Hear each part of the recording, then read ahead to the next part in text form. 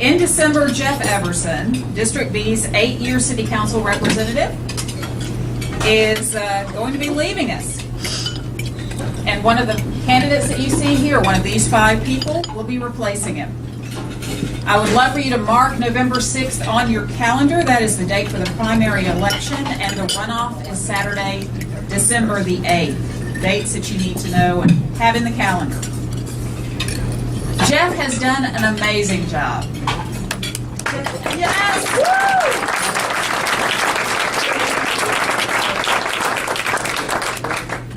Jeff has represented a very diverse constituency, from those who live in District B's neighborhoods to those who own property, run businesses, and invest in making downtown absolutely the place we want it to be. And through blood, sweat, and tears, we are getting there.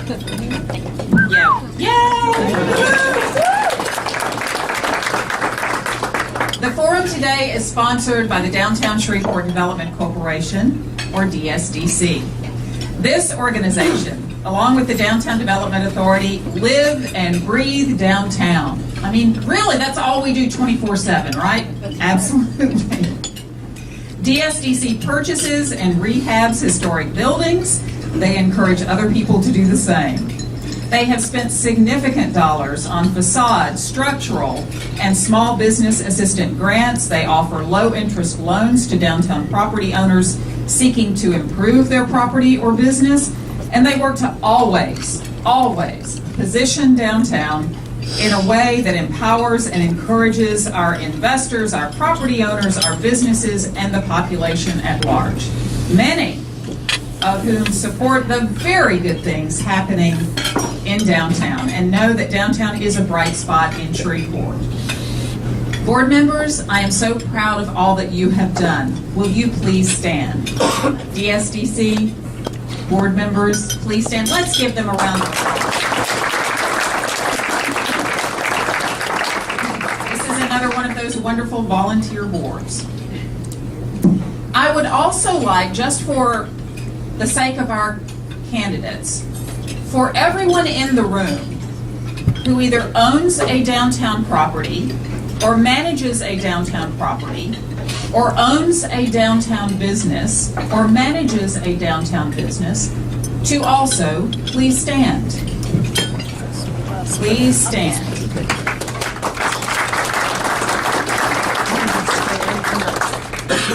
These people's livelihoods, and the reason I wanted them to stand, candidates, is these people's livelihoods and their investments depend on the decisions that you will make every single day as a council person. So it really does kind of bring it home. Okay, I'm not going to make anybody stand up again, unless you just want to. But I will ask you if you will mute your cell phones, please. Because the last thing we want is somebody to be in the middle of a great response and the cell phone to go off. Because then I'm going to make you drop and give me 10 right in front of the table.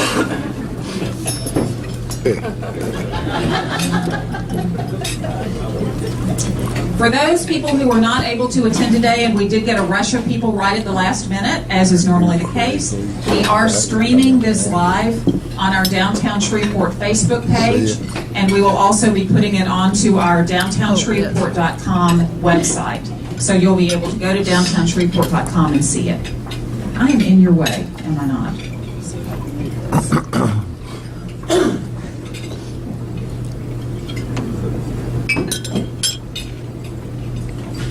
A little bit of housekeeping there. Can you see a little bit better?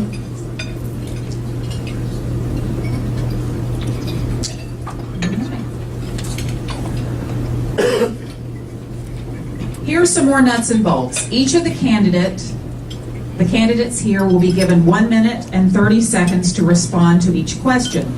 Each candidate will also be given the same question because we want an apples to apples comparison of the candidate responses. The candidates have not been given the questions in advance.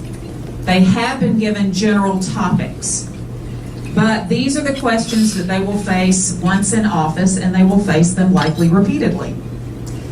At 1 minute and 30 seconds, time will be called. and I know that the candidates respect your time and they will not go over. I'm guaranteeing that. It's a blood oath. They will not. Prior to the forum, Junior Cantu with DSDC drew the name of the first person to be questioned. Each following question will start with the next candidate. So their 1:30 will start after I have completed reading the question. Candidates, are you ready? The first answer will come from James Karstensen. James, in every city measured, every city, data shows that downtown property has the highest tax return per acre, making it a prime location for city government to invest.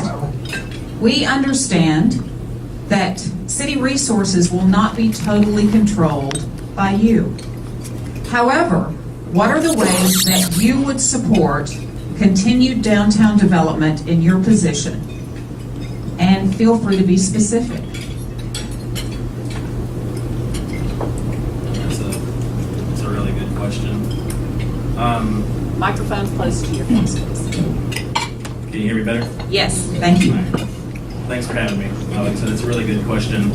I would like to think that as a city council person, I would review everything, all the opportunities that come before us in a non-biased, nonpartisan manner, and look at the numbers and the statistics that show whether or not these things are a good investment or not, as far as public and private partnerships and whatnot.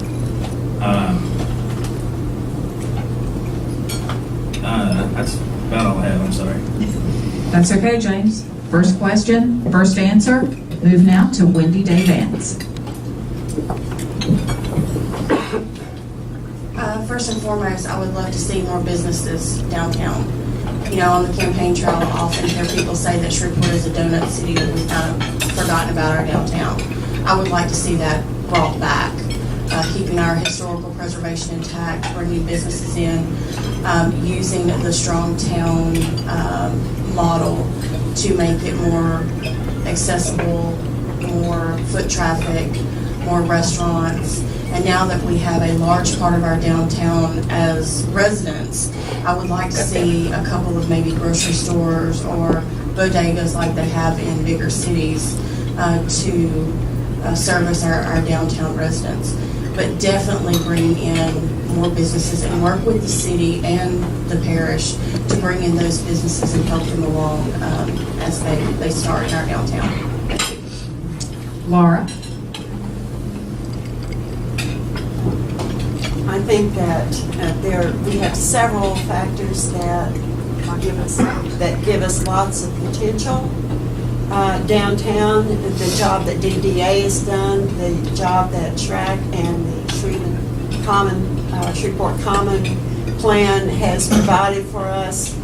I agree that downtown is the center. It's the heart of our identity, and it is a center that must hold. I think that in terms of downtown development, we've come a long way. I would like to see, and have for a long time, wanted to see basic conveniences for downtown residents, such as grocery stores, pharmacies, dry cleaners, those kinds of and gas stations, those kinds of conveniences, so that people don't have to go to the suburbs.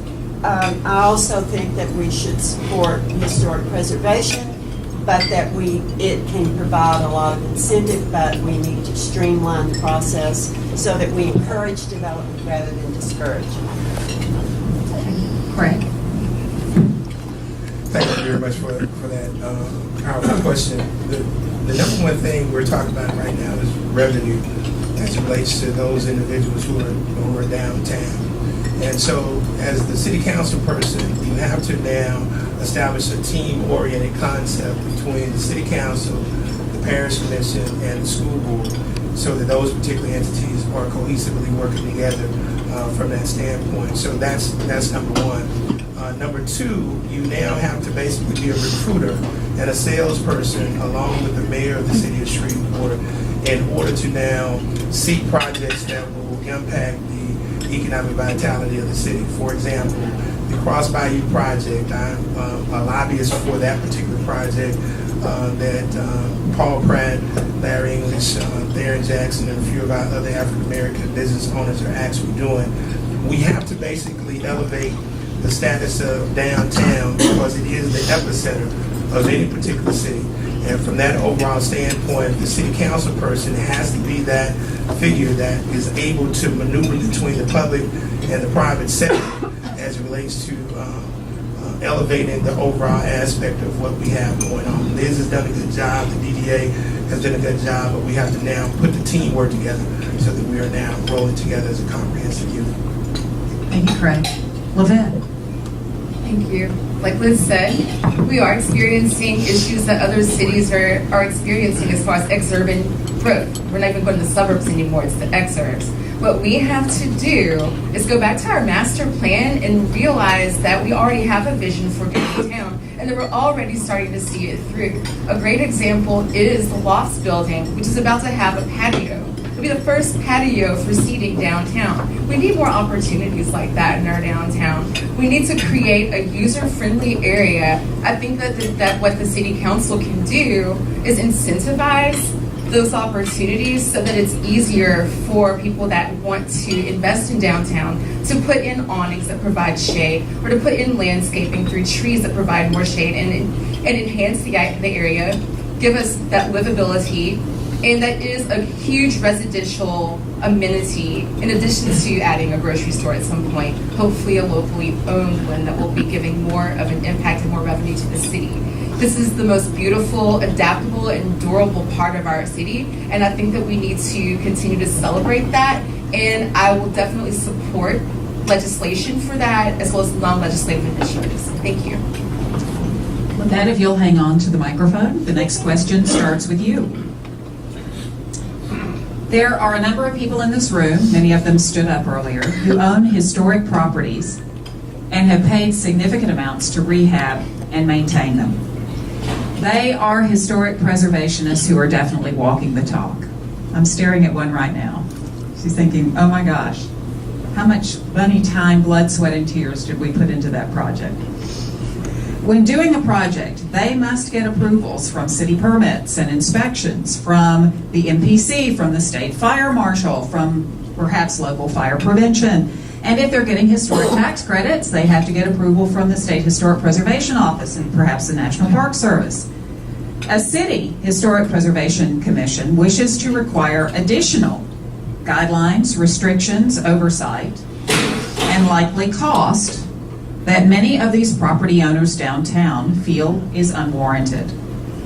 How will you walk the line between encouraging historic preservation in District B and burdensome additional regulations that could actually lead fewer people to want to take on the risks of a historic structure?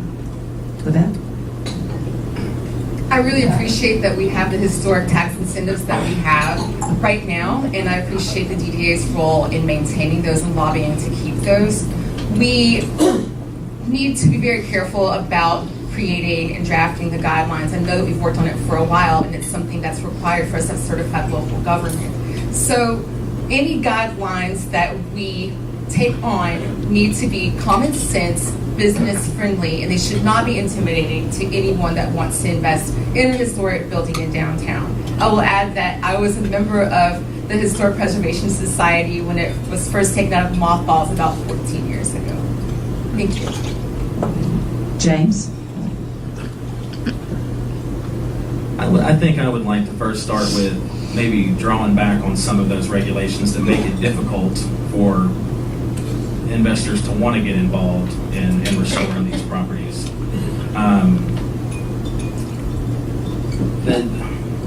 The idea that the people who may spend money and not do so because of so much regulation and other things that may make it harder than they want to, or more cost effective to do so in another city or another area of the city, another strip, and moving around all over town. We do need to have a focus on restoring and reinvesting investment in what we have already. Thank you. Cindy? As someone that's restoring a house in Highland, there's always something. And I think it comes down to bottom line common sense. We've got to make it easier for people to come into our downtown, restore these buildings, and also make a profit. That's the reason a lot of our businesses are here, of course, is to make a profit. They're not here just to restore the building. They have a love to restore the building. And we have to look at all of our zonings, our permits. We really have to go back to the drawing board and make it easier for people to come in and say, well, we're going to invest in downtown, but we want to keep the historical integrity of that building. And I think if we do that, it's really common sense basics. We just have to make it easier for people to do. Thank you. Laura?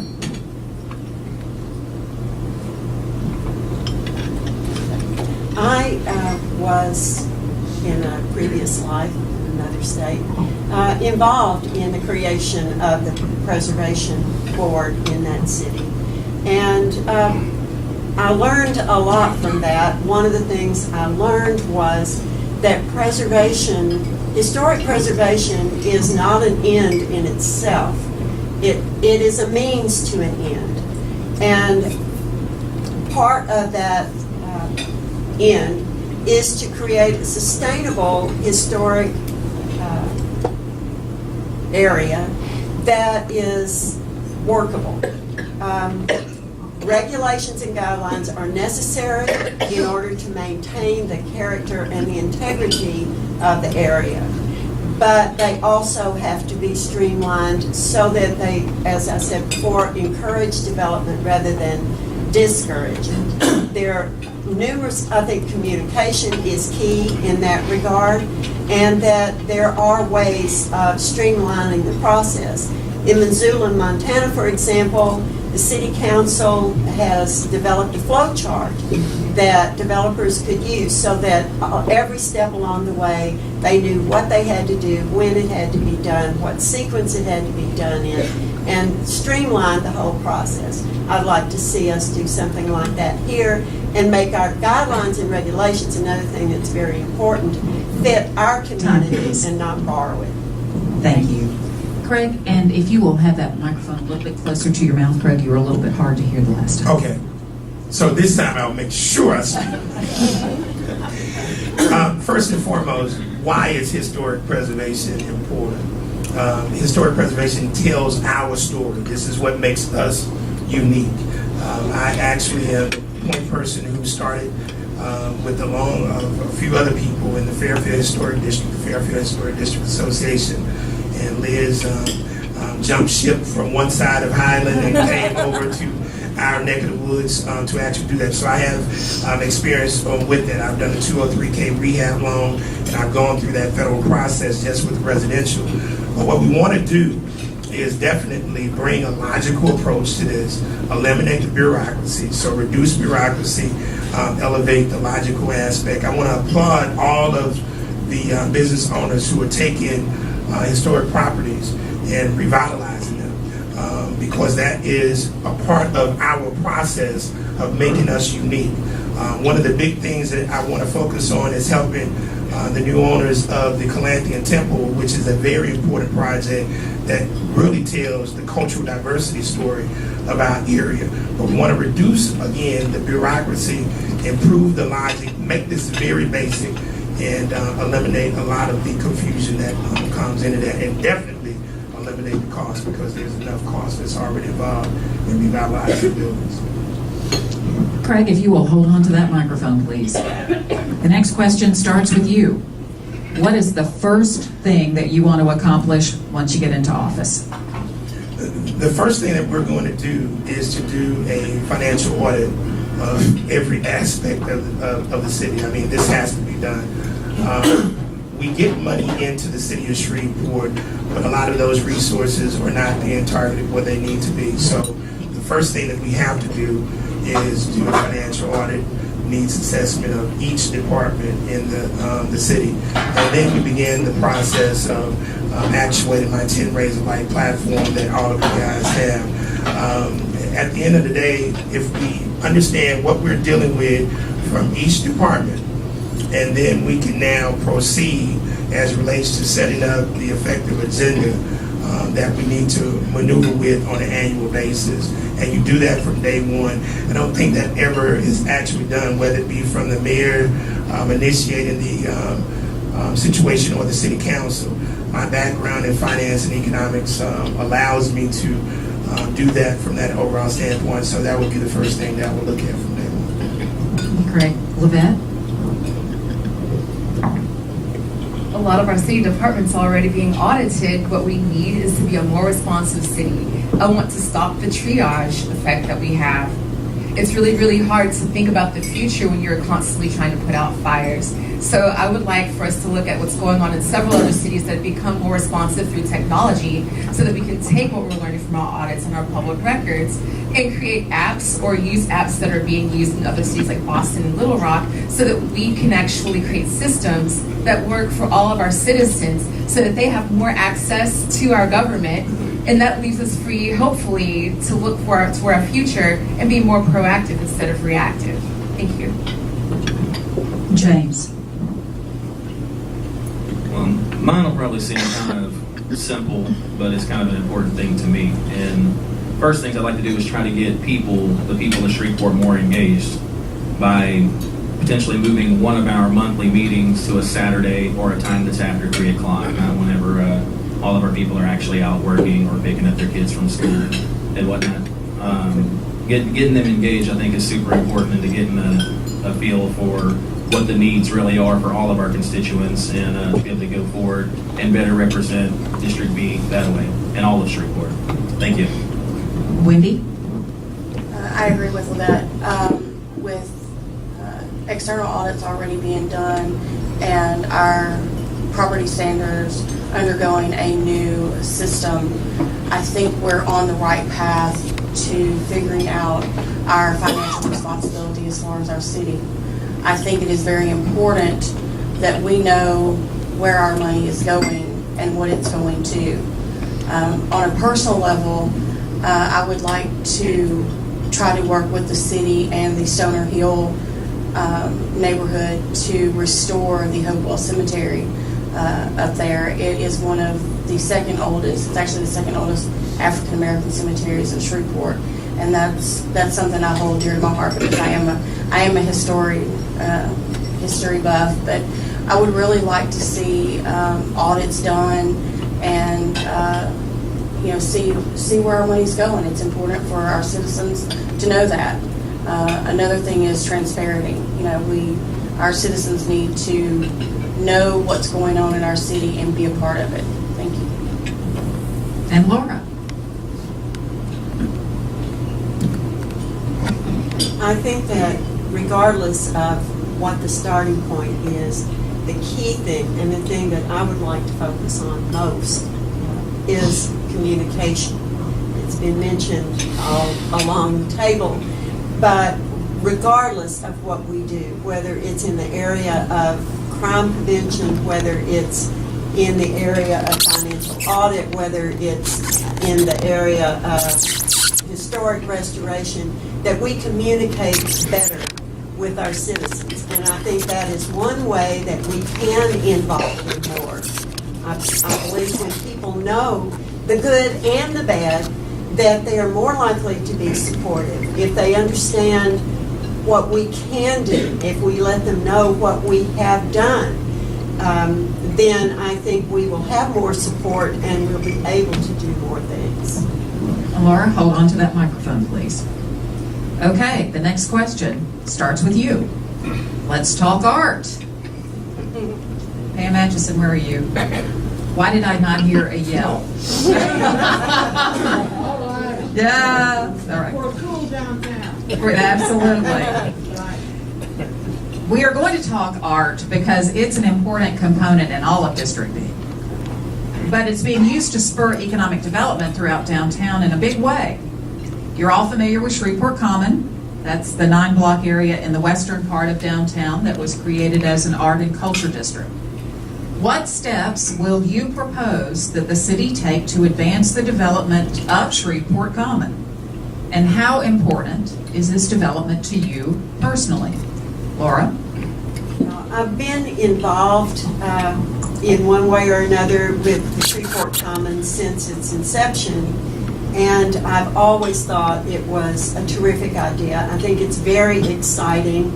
I am a native here. I grew up here. I don't expect my city to look exactly the same for my entire lifetime. So I am very impressed with what Shreveport Common has done, the plan that they have put in place. I think it's a solid foundation to build a cultural economy. I think we've already made many strides in that direction. And one of the things I would like to see is a bus going back and forth, for lack of a better word, between the Shreveport Common and the riverfront, where we have another cultural center, and that would be something I would propose for us to work on and facilitate. Craig? The best indicator of future performance is past performance. One of the initiatives that I've advocated on with current Councilman Jeff Everson was helping to advocate for a portion of old bond money to now be split between the revitalization of C.C. Antoine Park and the Shreveport Commons. So I've already done that. One of the things that I've worked with Pam Atchison on over the years, because this is nothing new to me, is pushing for cultural diversity. So one of the things that I will focus on is making sure that SHRAC, in terms of the Shreveport Commons, integrates Promosia, the theater, performing arts, player and playettes, the inner city dance model, to bring forth a more culturally diverse atmosphere, and also having outdoor festivals in that particular area, so that now the citizens from throughout the entire city can come down to experience Shreveport Commons, so they can now see that the city, the downtown area is not dangerous, and you're not going to get choked or stabbed coming down. And now you start to integrate people into understanding the overall aspect of it, and definitely will constantly be an advocate for the area, and also expanding the focus, because we do go along the Texas Ave, which is the vibrant aspect of the African American community. Levant?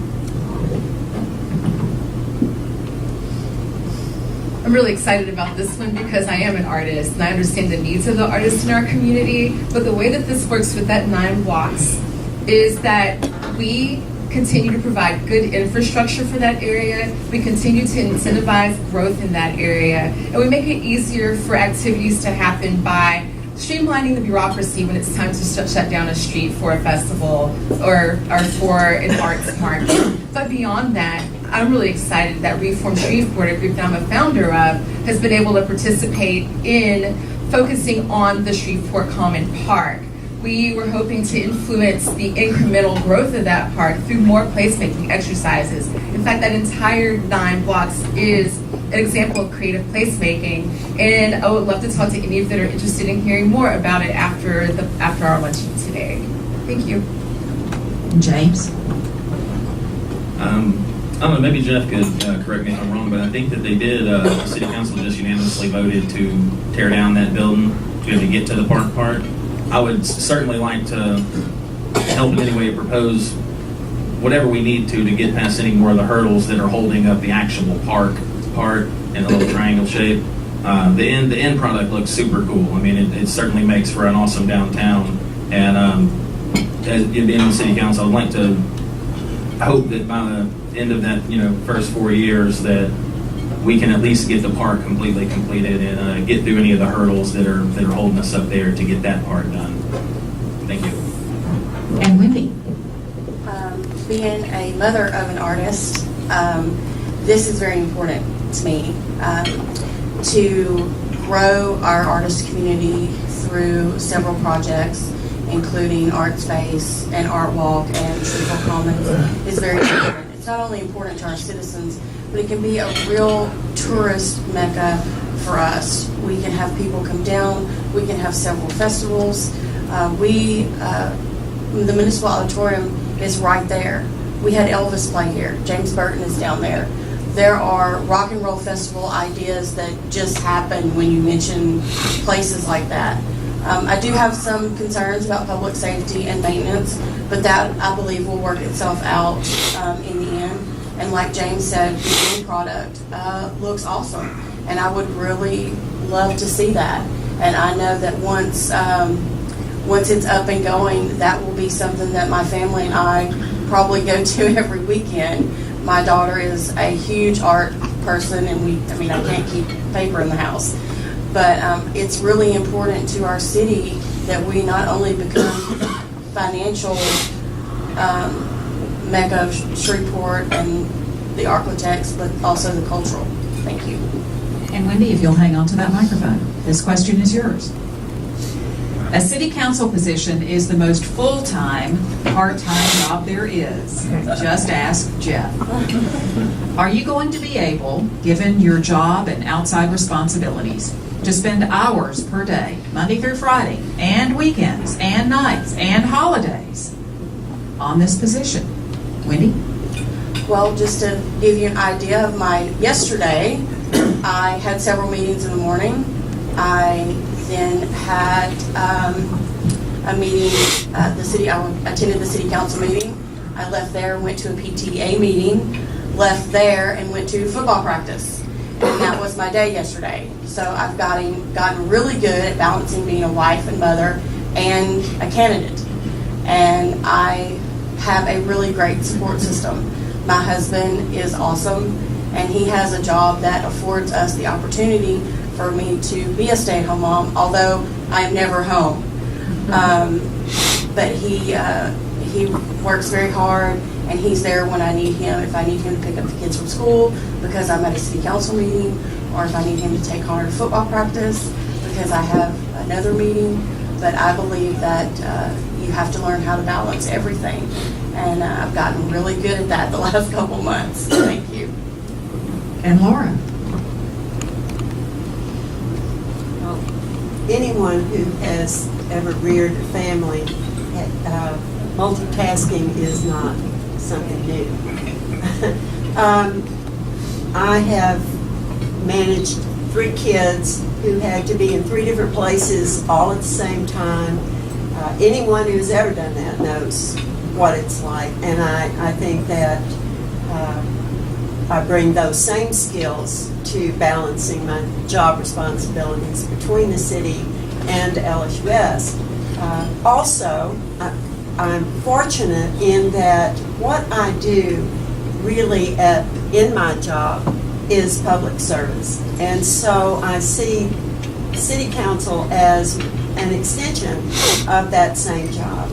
My husband, fortunately, is retired and is very supportive, and that helps also. And Craig? Again, the best indicator of future performance is past performance. No one up here on this panel has logged in the time already of an elected official other than myself.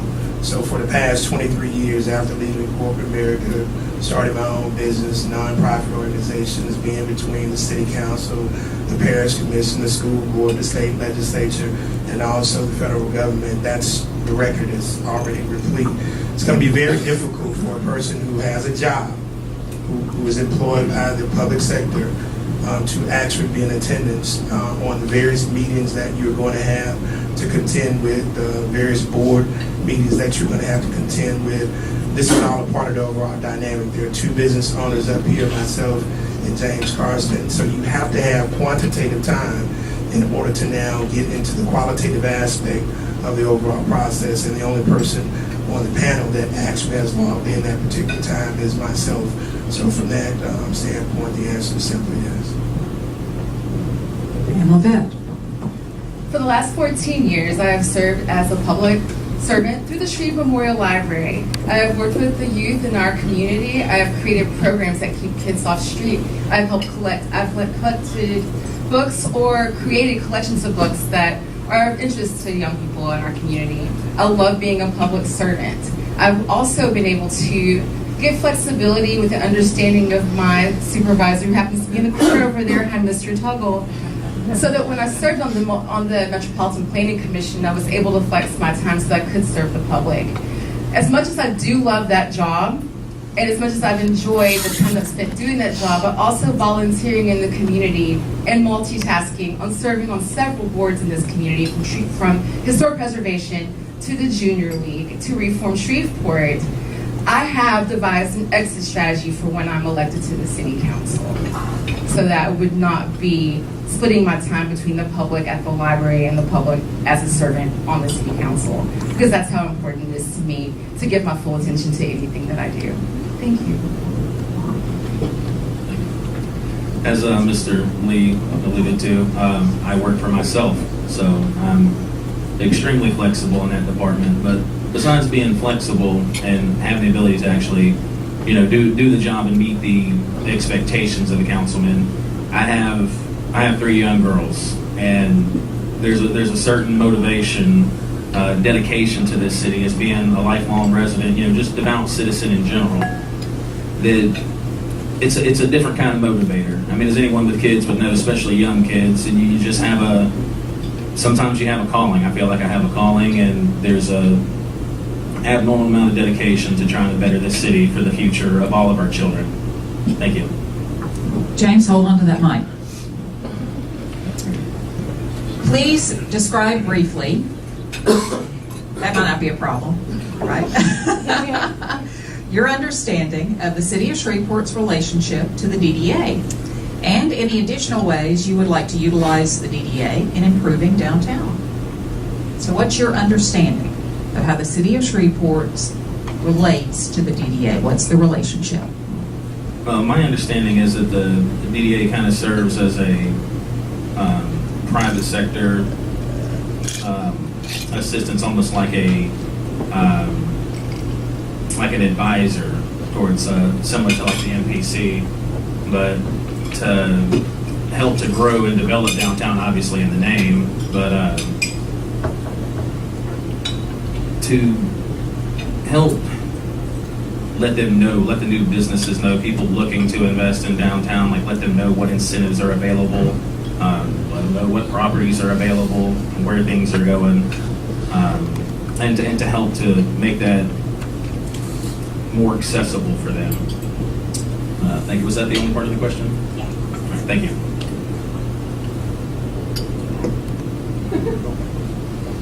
We'll actually start with Wendy, if you'll grab that mic. Sorry, Wendy. That's okay. No, that's okay. To my knowledge, the DDA is a private sector entity that helps business owners, new businesses come in and help develop downtown. They do advise the city on several issues that need to be taken care of, but they try to work closely with the city, or the city tries to work closely with them to make sure that our downtown is prospering. The DDA has done a really great job, so I don't know how I could improve on it, except getting more businesses down here. But because I really think y'all have done an excellent job down here, and with the news that now you're working with SWPCO to bring in charging stations for downtown, that's going to be a real incentive for more people to come down here and spend more time.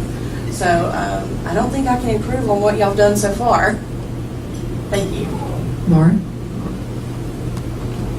DDA is a collaborator with the city of Shreveport. Its role is to be supportive, to encourage development, and to promote both private investment and public investment.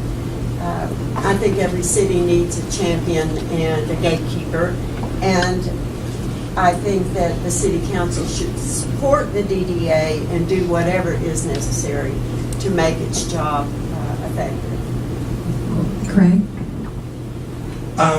The DDA is a quasi-public-private sector nonprofit entity that works between the city of Shreveport and private sector enterprises to help bring our downtown into what it is supposed to be, the epicenter of not only Shreveport cattle, but the entire Arklatex, because we are supposed to be that particular entity. As it relates to what the DDA can do on the next thing in terms of my overall game plan, again, if you look at my 10 Razor Light platform, the schematic design that I have for you guys and then going on the internet, we have some perspectives where the DDA can help us to expand the downtown airport to make it more vital, to expanding the tourism into this particular area that's decreased over and diminished over the years, but that needs to basically be elevated. Also, as it relates to tourism, we want to work closely with the DDA as it relates to how we need to facilitate parking, and as we expand Shreveport from a tier 3 to tier 2 tourism city, as well as several other projects, and definitely the Cross Bayou project, so that we can now bring forth this $1 billion project to really put Shreveport on the map. And Lavette. The Downtown Development Authority is responsible for the city's parking contract. That's the major relationship that actually exists between the city and the DDA, beyond it being a quasi-governmental organization. Its board is made up of people who either live or work or manage property or own property downtown, and then members of the different chambers of commerce that have an interest in downtown. They are all about our economic development, and they have advocated for legislation like the tax incentives for historic preservation, and they've also advocated for legislation that looped the Red River Brewery building and Central into downtown so that they can actually benefit from some of those incentives. I would like to see the DDA be able to continue that role, because that is what they do that helps to make our downtown great. I also understand and appreciate the relationship between the DDA, the DSDC, and then DSU. And DSU does the Mud Madness Festival and other things downtown. I think that they're doing great. I would want to support them continuing to do that, and also supporting Strong Towns initiatives for incremental growth in our downtown, because that is how we will have a healthy, stable downtown.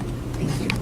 Thank you, Lavette. By the way, I did not ask that question just for the pat on the back, although I appreciate all of those. Thank you very much. I really just wanted to see how much education that I needed to be doing with our candidates, our very important candidates who are running for District B, both on behalf of DDA and DSDC, so thank you. And we have one final question that you'll be answering, then we'll get into something we call the lightning round. So I know, it's going to be fun, so everybody get ready for the lightning round. You'll be able to wager. It'll be a great time. Okay, Lavette, you take our last question. You'll start with this, please, ma'am. Persons who are homeless, or just seem to be, have a big impact on downtown, on the ability of our existing businesses to hold and attract customers, on the ability of downtown to attract new businesses, residents, and customers for our existing venues. People downtown are aggressively asked for money. They are occasionally yelled at. And from time to time, they are confronted by persons urinating and sleeping on the streets and sidewalks. These problems are not unique to downtown Shreveport, but they are a strong deterrent to those thinking of coming downtown to invest, to live, to work, or to play. How will you help solve this problem for which legislation might not be the solution? Lavette?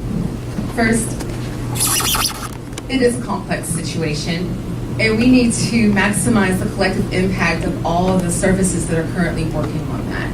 If that means providing more information to the general public so they know the best way to help our homeless population, it needs to be that. And I believe there is a role for the City Council in that education, as well as in helping people by giving them access to resources rather than giving them like the quick bit of change or food that we think is helping them in the moment, but doesn't do anything for their long-term success in the future. Next, I would like to help with legislation that will protect, or not necessarily legislation, but we do need mechanisms to help protect vulnerable populations to prevent the homelessness from happening in the first place. And finally, we need safe, clean, legal, and appropriate bathrooms downtown for that population, because the number one thing that we're dealing with is the lack of glamour there is when you're leaving your home in the morning or walking to your business and you have to clean up behind people. So our issue isn't just the homelessness, it's the side effects and the symptoms of those other issues. I agree with Livette on a lot of that. I definitely think we probably need to consider investing in a downtown bathroom. I mean, nobody wants to be cleaning that up in front of their business on any given day. I'm not sure if the actual homelessness problem is something that is going to be easily fixed by legislation. But I mean, it could potentially, like if we get into beyond, we already have the Hope Connection, which is right outside of downtown, and if we do a little bit better job of promoting that and making sure that people know about it, the homeless people that is, to get them down there, using the bathroom, getting something to eat, getting cleaned up, those kind of things. But we also need to make sure we make a focus on the economic development throughout this whole town and things that actually create better quality of life for all of Shreveport, because there's going to be decisions that are made. I mean, not everybody is homeless because they lost their home in a disaster or something. Some of them are literally homeless because it's a better decision than the quality of life that they're experiencing while not using drugs or alcohol or just living on the streets where it's easier. Thank you. Wendy? While I'm sensitive to our homeless populations, especially our vets, our city has to work better at communicating with Hope Connections and even the VA. Hope Connections is a full facility, gives them room and board, and sometimes even trains them for a job and transitions them off the streets. And that's something that we're going to have to work tirelessly to promote. The VA also has a similar program. I understand that, to me, it's not a complicated issue. It's a sensitive issue, yes, but it's not complicated. We have to educate our citizens on our homeless population, and we also need to take more of a role in helping our homeless transition off the streets and into more of a permanent housing. Unfortunately, a lot of times, done with the best intentions, people go down there and feed our homeless, which is done in the best of intentions. But unfortunately, it reverts them to staying on the streets. And if we can get them into facilities like Hope Connections or even the VA, we can take care of our homeless problem. Thank you. Lauren? There have been a number of initiatives around the country to address the problem of homelessness, which we all agree is not unique to Shreveport. And some of those have proven to be pretty successful. One of them, the supportive housing model, we have an example of in Mercy Center right here in Shreveport, that provides housing for homeless people and links them with the services that they need, whether it be mental health, HIV, AIDS, treatment, job coaching, whatever, education, whatever their needs may be. Another one that has started on the East Coast and caught on nationwide is the Housing First initiative, which is the idea that you get people into long-term housing first, and then again link them with the services that they need to sustain that housing. An incremental model are the little curbside pantries where on the little library, free library model, where people can exchange little necessities like sundries and food. Craig? First off, what is homelessness? We're talking about a broken individual who needs to now live a purpose-driven life. So that starts with housing, as Ms. McLemore just got through talking about. One of the things that I want to bring to our area is Container Park. You'll see this, and you can look at it in Las Vegas. They take big containers from shipping yards, and they convert them into housing, as well as small housing. The second thing, and that gets them off the streets there. That's the first thing. The second thing is a holistic transformation program. But that starts with spirituality and culture, getting them to feel good about themselves. I work with a diverse group of people, from Alvin Moore already at the Christian Services, my cousin Terrence Jamil at the Salvation Army, the Shreveport Rescue Mission, and also my cousin who is Verna Lisa at the Providence House. So we already work together in terms of that overall deal. The next thing we have to have is the detoxification as it relates to the drugs and the alcohol, assessing the mental health awareness of the individuals, because now we're talking about a lot of these people who have mental health issues. They need to be facilitated with a lot of the social services, and then they can now become peers. We can give them employment by helping to pick up trash and beautify downtown as a swap out for the housing that they actually provide. Thank you. Craig, hang on to that. I told you that was the last question. I fibbed. You're going to like this question, though. Craig, you get the start. All right, tell me, what have you done? What is it about you that makes you the person for this job? That's kind of simple. I know. Yeah, that's a gimme. I'm 23 years in this game. I got back to Shreveport in 1994 as a pharmaceutical sales rep. And I'm the only person up here on this panel who has worked for 3 of the largest Fortune Global 500 corporations in the world. I got back here, as I said, with Astra Pharmaceuticals, launched pharmaceutical product here in this market, handled South Arkansas and North Louisiana, and I transitioned out of corporate America in 1995. My background's marketing, finance, but beyond that, from the standpoint of actually helping to advocate for effective public policies, I've done that for the past 23 years. I've been the leader of pushing cultural diversity in this particular place, because we got to help transform Shreveport beyond the stagnant issue of racism, and that has been the impediment for this city for 182 years. I follow in the footsteps of C.C. Antoine. I follow in the footsteps of my great-great-uncle, Charles D. Poole, and my work my resume speaks for itself from that overall standpoint, and I'm the only person who has a holistic vision and a comprehensive game plan to transform the city of Shreveport. Right. All right, Lavette, what is it about you? Like I said before, I've worked in this community for the last 14 years at the Street Memorial Library. I'm a centenary graduate. I have worked with all of our families, the communities, and I understand what their hopes and dreams are for the future. And I am an artist and a volunteer and an advocate for my neighbors. And I advocate for creating spaces that are vibrant and that are welcoming and clean and safe as well. We are at a point where Shreveport can actually be what we all see it being. It's already starting to happen. We are becoming a more vibrant, more diverse, and beautiful city every single day.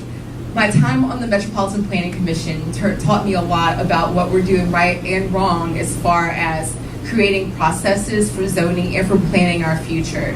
I believe that we have some work to do, but that we are at a point right now where while real estate is becoming upside down in cities like Nashville and Austin, we are perfectly poised to be a great and vibrant and diverse city ready to live up to our cultural potential. Thank you. I'm 36 years old. I was born and raised in Shreveport, Louisiana.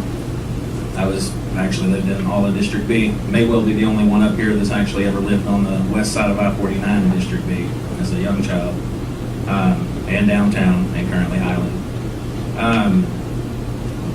I've raised 3 young girls all by myself since October 4th of 2012.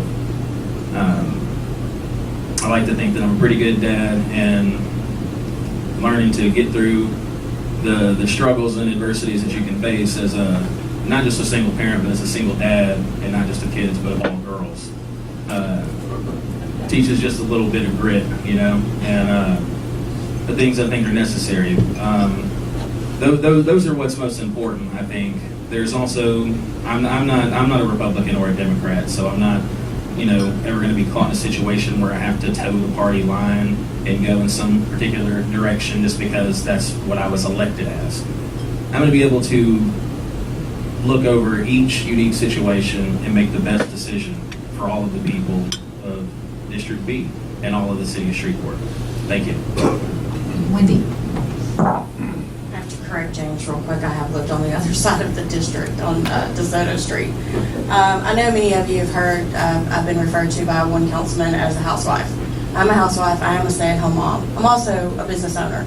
I dissolved my business before I announced because I wanted to concentrate my full time and attention to running for District B. And hopefully once elected, I'll still have that time. I can be down at City Hall 8 hours a day if necessary. I am currently enrolled at Southern New Hampshire University to get my BA in history. I'm also a member of the American College in Egypt. I'm not just a housewife. And even though there's a big R next to my name on the ballot, that doesn't necessarily mean that I'm not open to suggestions from other parties or other members of the City Council.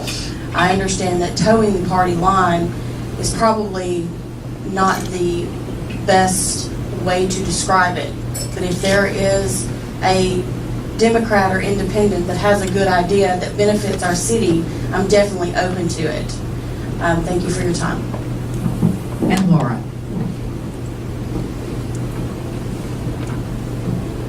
Well, I guess my initial response would be, well, why not me?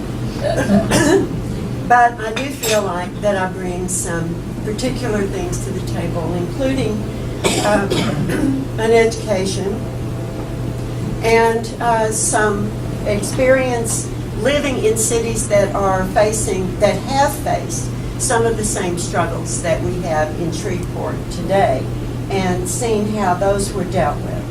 I also am very fortunate to I am a Shreveport native, and actually probably my memory goes back a few years longer than James's. But I have the good fortune of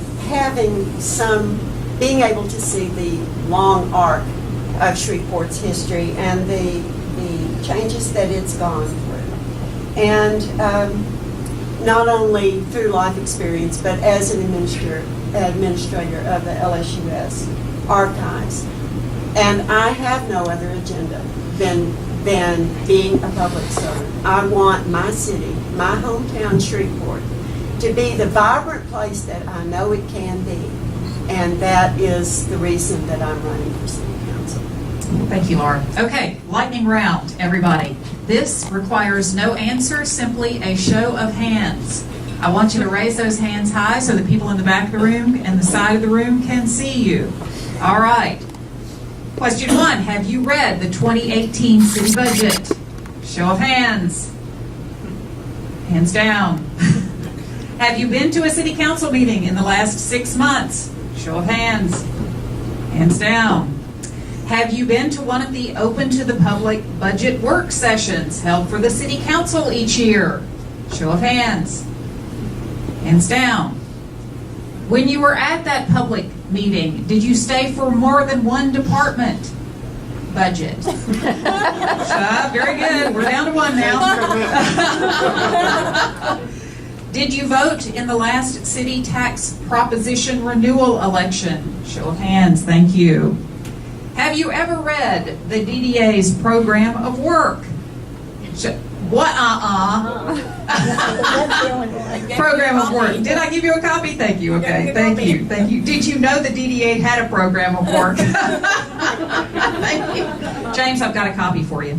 Okay. I may have read it. I just don't know. I'm sure you did. It's compelling reading. It's just compelling. It's incredibly compelling. Yes, yes. Are you now regretting that you agreed to do this forum? Show of hands. Are you ready to eat lunch? Show of hands. Everybody, I want to remind you that some of the candidates will be able to stay and talk. Hopefully, a few of them will be able to. And if you would like to come up and introduce yourself, I would encourage you to do so. Put a name with a face so that these folks know who you are, what you do, and why downtown matters to you. And then I know that there are a million additional questions that we have, and there are going to be other candidate forums coming up. There's one coming up at Fairfield Studios in the very near future. We will post that so that you can see it, and hopefully there will be other candidate forums as well. We want to acknowledge we've got some other candidates and elected officials in the room. If you are either a current elected official or a candidate for another position, will you please stand? We'd like to thank you all for coming. Yeah, Mike Corbin is here, Jim Everson, Jason Fisher is here, hey, Jim Talavero is here, John Nicholson is here, Don Little is here. Thank you for the school board. Thank you all for being here. We do appreciate, and we appreciate what you're doing. We appreciate you running. We know that it is a very difficult job, and it is a job, so thank you for doing that. Election day is November 6th. Remember that. The Greater Shreveport Chamber of Commerce, by the way, is doing something that I believe is unprecedented. They are holding 3 consecutive nights of mayoral forums coming up, and each night is going to be a different topic and a different location. This is going to get down in the weeds, folks. I think that would be a great series of forums. If you have the opportunity to go to those, please do so. They are October 16th, 17th, and 18th. One night is about operations and administration. One night is about leadership. One night's about finances. All very important things to the city of Shreveport. Those forums are free, but seating is limited, so you need to go online and reserve your seat. Before we do anything else, let's give a huge round of applause to our candidates for this position. And I want to tell you all that everybody here in this room is here as a resource for you. We look forward to working with whoever of you is elected. We want you to be successful, because if you are successful, we are successful. We understand that we work together for the greater good, and we've got so much going for us that we need to be moving forward, not moving back. Everybody, thank you so much for being here. I have a program of work up here if you'd like to read it. It's compelling reading. Go out and have yourselves a great day.